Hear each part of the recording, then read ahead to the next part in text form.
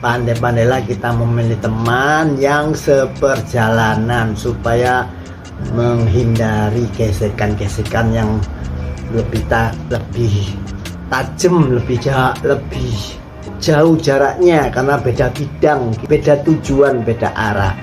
Semoga paham. Hadis riwayat Bukhari yang berbunyi, orang soleh adalah orang yang memberi manfaat kepada orang lain yang selamat dari tangan dan lisannya. Nah, ini penjelasannya. Hadis ini adalah kalau kumpul orang soleh itu bisa mendapat manfaat dunia dan akhirat, dari tangannya dan dari lisannya itu mendapat manfaat, mendapat pencerahan, mendapat pemahaman, mendapat bantuan, semangat, walaupun bukan uang, kadang-kadang juga uang dan lain sebagainya. Itu maksudnya. Semoga yang saya sampaikan ini bisa membuat dasar pembahasan kita, ya, dasarnya bahwa berkumpul dengan orang-orang soleh itu penting, ya, supaya kita tercerahkan. Selanjutnya, definisi orang soleh itu yang bagaimana? Nah,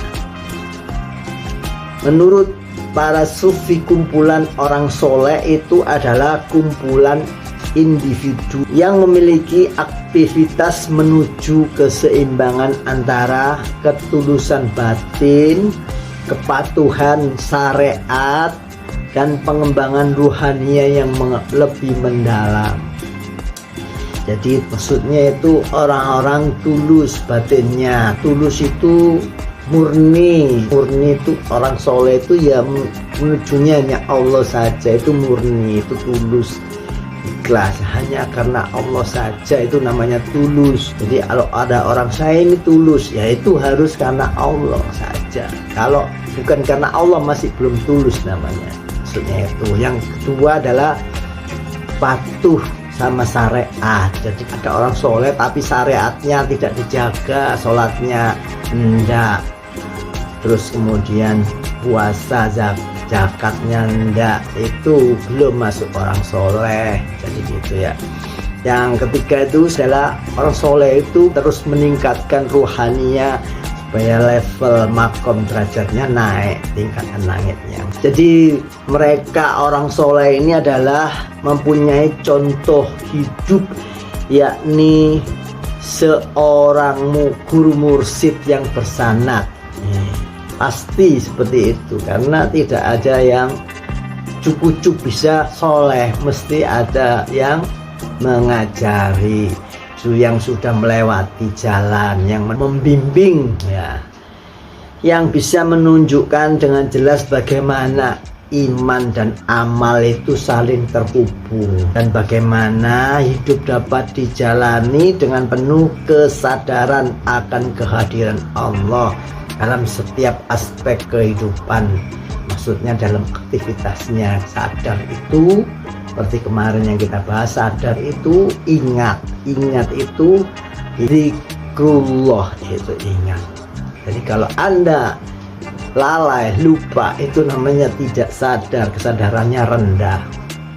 Maksudnya seperti itu, ya.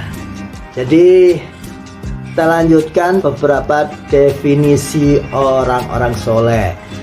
Yang pertama, kesadaran ruhaninya itu tinggi dan selalu berusaha lebih dekat dengan Allah. Nah, itu cirinya orang soleh, ya. Ini melibatkan penghayatan yang lebih mendalam terhadap kehadiran Allah dalam setiap aktivitasnya.